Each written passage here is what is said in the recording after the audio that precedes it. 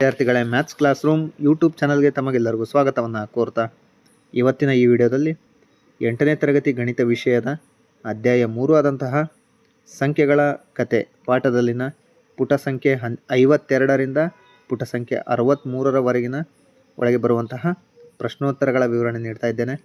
Video start ಮಾಡೋದಕ್ಕಿಂತ ಮುಂಚೆ ಇನ್ನೂ ನಮ್ಮ ಚಾನಲ್ನ ಯಾರು ಸಬ್ಸ್ಕ್ರೈಬ್ ಆಗಿಲ್ವೋ ದಯವಿಟ್ಟು ಸಬ್ಸ್ಕ್ರೈಬ್ ಆಗಿ. ನಿಮಗೇನಾದರೂ ಈ ವಿಡಿಯೋ ಇಷ್ಟ ಆದಲ್ಲಿ ವಿಡಿಯೋ ಕೊನೆಯಲ್ಲಿ ಒಂದು ಲೈಕ್ ಮಾಡಿ ಅಂತ ಹೇಳ್ತಾ ವಿಡಿಯೋ ಸ್ಟಾರ್ಟ್ ಮಾಡ್ತಾ ಇದ್ದೇನೆ. ಸಂಖ್ಯೆಗಳ ಕತೆ ಪಾಠದಲ್ಲಿ ಪುಟ ಸಂಖ್ಯೆ 52ರಿಂದ 63ರವರೆಗೆ ಇಲ್ಲಿ ರೋಮನ್ ಸಂಖ್ಯಾ ಪದ್ಧತಿ ಬಗೆಗಿನ ಕೆಲವೊಂದಿಷ್ಟು ಮಾಹಿತಿಗಳು ಅಥವಾ ಪ್ರಶ್ನೋತ್ತರಗಳಿವೆ. ಈ ರೋಮನ್ ಸಂಖ್ಯಾ ಪದ್ಧತಿಯ ಪ್ರಶ್ನೋತ್ತರಗಳನ್ನು ನಾನು ಬಿಡಿಸೋದಕ್ಕಿಂತ ಮುಂಚೆ ಈ ಒಂದು ರೋಮನ್ ಸಂಖ್ಯಾ ಪದ್ಧತಿಯ ಬಗ್ಗೆ ಕೆಲವೊಂದಿಷ್ಟು ಮಾಹಿತಿಗಳನ್ನು ನಿಮಗೆ ತಿಳಿಸ್ಕೊಡ್ತೇನೆ.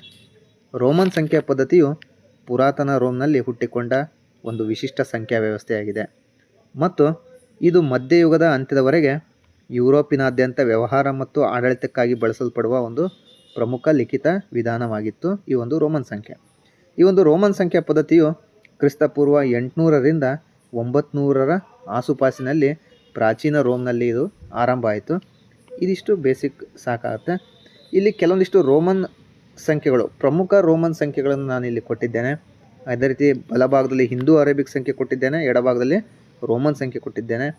ಈ ಐ ಕ್ಯಾಪಿಟಲ್ ಲೆಟರ್ ಐನ ರೋಮನ್ ಸಂಖ್ಯೆ ಅಂತ ತೆಗೆದುಕೊಂಡ್ರೆ ಹಿಂದೂ ಅರೇಬಿಕ್ ಸಂಖ್ಯೆಯಲ್ಲಿ ನಂಬರ್ 1 ಅಂತ ಬರೀಬೋದು.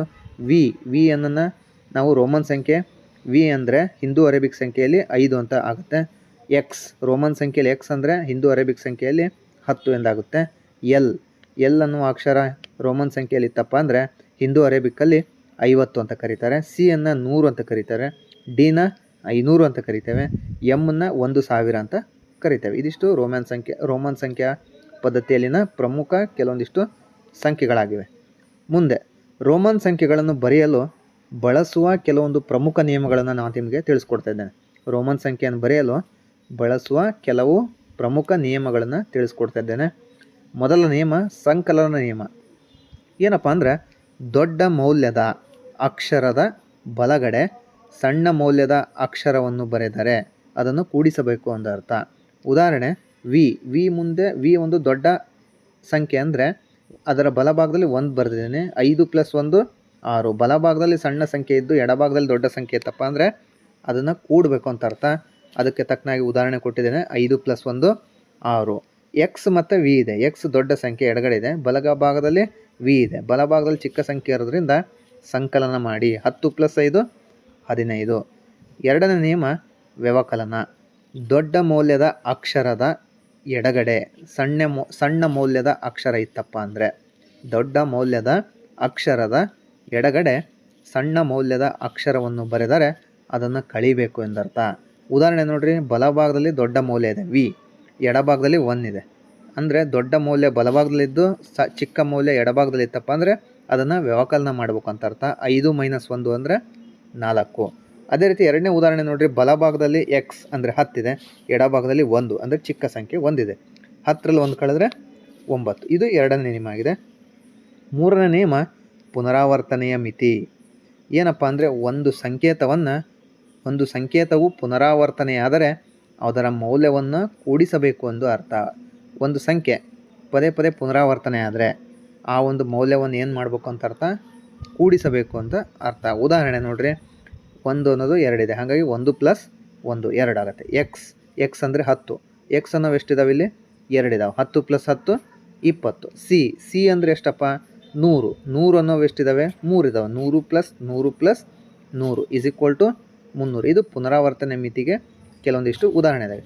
ಹಾಗಾದರೆ ಒಂದು ಸಂಖ್ಯೆ ಎಷ್ಟು ಬಾರಿ ಪುನರಾವರ್ತನೆ ಮಾಡ್ಬೋದು ಅದನ್ನು ಮುಂದಿನ ಭಾಗದಲ್ಲಿ ತೋರಿಸ್ತಾ ಇದ್ದೇನೆ. ಒಂದು ಸಂಖ್ಯೆ ಯಾವುದೇ ಸಂಕೇತವನ್ನು ಸತತ 3ಕ್ಕಿಂತ ಹೆಚ್ಚು ಬಾರಿ ಬಳಸುವ ಹಾಗಿಲ್ಲ. ಈ ಹಿಂದಿನ ಲೆಕ್ಕದಲ್ಲಿ ನೋಡಿರಿ ಸಿ ಅಂತ ಕೊಟ್ಟಿದ್ದೀನಿ 300, ಅದನ್ನು 4ನೇ ಸಿ ಬರೀಲಿಕ್ಕೆ ಸಾಧ್ಯ ಇಲ್ಲ. ಒಂದು ಸಂಖ್ಯೆಯನ್ನು ಎಷ್ಟು ಸಾರಿ ಪುನರಾವರ್ತನೆ ಮಾಡ್ಬೋದಪ್ಪ ಅಂದರೆ ಯಾವುದೇ ಸಂಕೇತವನ್ನು ಸತತವಾಗಿ 3ಕ್ಕಿಂತ ಹೆಚ್ಚು ಬಾರಿ ಬಳಸುವಂತಿಲ್ಲ, ಯಾವುದಾದ್ರೂ ಆಗಿರ್ಬೋದು. ಆದರೆ ವಿ, ಎಲ್, ಡಿ, ವಿ ಅಂದರೆ 5, ಎಲ್ ಅಂದರೆ 50, ಡಿ ಅಂದರೆ ಏನಪ್ಪ ಅಂದರೆ 500.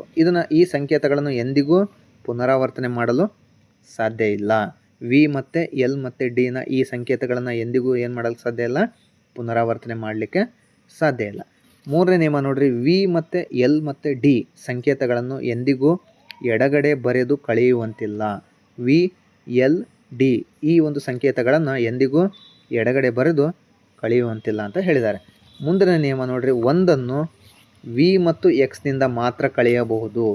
ಸಂಖ್ಯೆ ಒಂದನ್ನು ವಿ ಅಂದರೆ 5, ಎಕ್ಸ್ ಅಂದರೆ 10. ಈ ಒಂದನ್ನು ವಿ ಮತ್ತು ಎಕ್ಸ್ನಿಂದ ಮಾತ್ರ ಕಳೆಯಬಹುದು.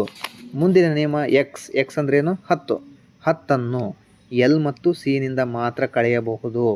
10ಅನ್ನು ಎಷ್ಟರಿಂದ ಕಳೆಯಬಹುದು, ಎಲ್ ಅಂದರೆ 50, ಸಿ ಅಂದರೆ 100, 100ರಿಂದ ಮಾತ್ರ ಕಳೆಯಬಹುದು. ಮುಂದಿನ ನಿಯಮ ಸಿಯನ್ನು ಡಿ ಮತ್ತು ಎಂನಿಂದ ಮಾತ್ರ ಕಳೆಯಬಹುದು. ಸಿನ ಎಷ್ಟರಿಂದ ಕಳೆಯಬಹುದು, ಡಿ ಮತ್ತು ಎಂನಿಂದ ಮಾತ್ರ ಇಲ್ಲಿ ಕಳೆಯಬಹುದು. ಮುಂದಿನ ನಿಯಮ ನೋಡ್ರಿ, ಯಾವುದೇ ಸಂಕೇತದ ಮೇಲೆ ಒಂದು ಗೆರೆ ಅಥವಾ ಬಾರ್ ಅಂತ ಕರೀರಿ. ಯಾವುದೇ ಒಂದು ಸಂಕೇತದ ಮೇಲೆ ಒಂದು ಗೆರೆ ಎಳೆದರೆ ಅದರ ಮೌಲ್ಯವು 1000 ಪಟ್ಟು ಹೆಚ್ಚಾಗುತ್ತದೆ. ಉದಾಹರಣೆ ನೋಡ್ರಿ, ಎಕ್ಸ್ ಅಂದರೆ ಏನಪ್ಪ ಅಂದರೆ 10. ಈ ಎಕ್ಸ್ ಮೇಲೆ ಒಂದು ಬಾರ್ ಹಾಕಿದ್ದೇನೆ ಅಂದರೆ 1000 ಪಟ್ಟು ಹೆಚ್ಚಾಗುತ್ತೆ. ಅಂದರೆ 10 × 1000. ಎಕ್ಸ್ ಬಾರ್ ಬೆಲೆ ಅಂದರೆ ಏನಪ್ಪ ಅಂದರೆ 10,000 ಆಗುತ್ತೆ. ಮುಂದಿನ ನಿಯಮ ಪುಟ ಸಂಖ್ಯೆ 63. 63ರಲ್ಲಿ ಕಂಡು ಹಿಡಿಯಿರಿ ಅಂತ ಇದೆ. ಆ ಕಂಡು ಹಿಡಿಯರಲ್ಲಿ ಕೆಲವೊಂದಿಷ್ಟು ಪ್ರಶ್ನೆಗಳನ್ನು ಕೊಟ್ಟಿದ್ದಾರೆ. ಆ ಪ್ರಶ್ನೆಗಳಿಗೆ ಉತ್ತರಗಳನ್ನು ತೋರಿಸ್ಕೊಡ್ತಾ ಇದ್ದೇನೆ. ಮೊದಲ ಪ್ರಶ್ನೆ, ಕೆಳಗಿನ ಸಂಖ್ಯೆಗಳನ್ನು ರೋಮನ್ ಸಂಖ್ಯಾ ಪದ್ಧತಿಯಲ್ಲಿ ಪ್ರತಿನಿಧಿಸಿ ಅಂತ ಹೇಳಿದ್ದಾರೆ. ಕೆಳಗೆ ಒಂದಿಷ್ಟು ಪ್ರಶ್ನೆಗಳನ್ನು ಕೊಟ್ಟಿದ್ದಾರೆ. ಆ ಸಂಖ್ಯೆಗಳನ್ನು ರೋಮನ್ ಸಂಖ್ಯಾ ಪದ್ಧತಿಯಲ್ಲಿ ನಾವೇನು ಮಾಡಬೇಕು, ಬರೀಬೇಕು ಅಂತ ಹೇಳಿದ್ದಾರೆ. 1222 ರೋಮನ್ ಸಂಖ್ಯಾ ಪದ್ಧತಿಯಲ್ಲಿ ಬರೀಬೇಕು. ಅದಕ್ಕಿಂತ ಮುಂಚೆ 1222 1000 + 200 + 20 + 2 ಅಂತ ಬರ್ಕೊತೀನಿ. ಇಲ್ಲಿ 1000 ಅಂದರೆ ಎಮ್, 200 ಅಂದರೆ ಸಿ ಅಂತ ಬರೀತೀನಿ. 100 + 100, 200 ಹೆಂಗೆ ಬರಿಬೋದಪ್ಪ ಅಂದರೆ 100 + 100 ಅಂತ ಬರಿಬೋದು. ಹಾಗಾಗಿ ಸಿ ಮತ್ತು ಸಿ ಅನ್ನೋದನ್ನ 2 ಸಲ ಬರೆದಿದ್ದೀನಿ. 20 ಹೆಂಗೆ ಬರಿಬೋದು, 10 + 10, 10 + 10 ಅಂದರೆ ಎಕ್ಸ್ ಪ್ಲಸ್ 2ನ್ನು 2 ಬಾರ್ ಹಾಕ್ತೀನಿ.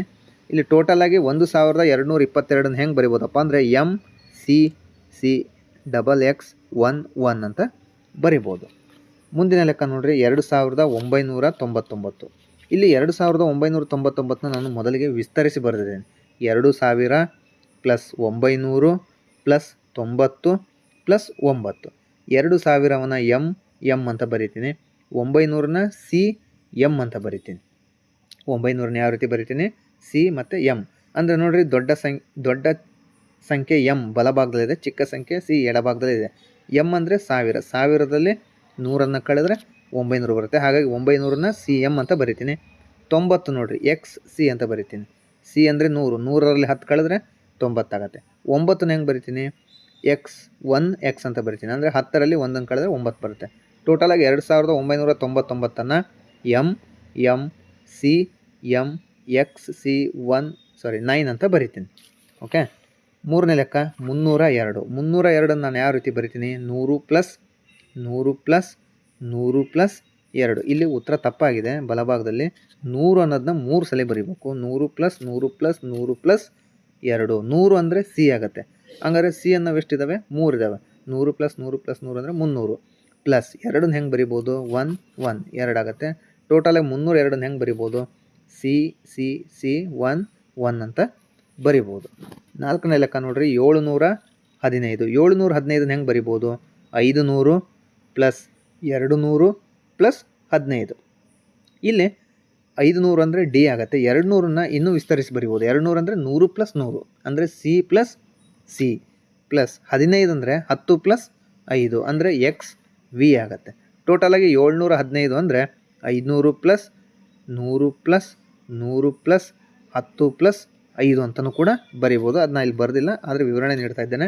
ಇನ್ನೊಂದು ಸಲ 715ನ್ನು 500 + 100 + 100 + 10 + 15 ಅಂತ ಬರೆಯೋದು. ಟೋಟಲಾಗಿ 715ನ್ನು ಡಿ ಸಿ ಎಕ್ಸ್ ವಿ ಅಂತ ಬರಿಬೋದು. ಇದಿಷ್ಟು ರೋಮನ್ ಸಂಖ್ಯಾ ಪದ್ಧತಿಯ ಈ ಒಂದು ಪಾಠದಲ್ಲಿನ ಕೆಲವೊಂದಿಷ್ಟು ಪ್ರಶ್ನೋತ್ತರಗಳ ವಿವರಣೆಯಾಗಿದೆ.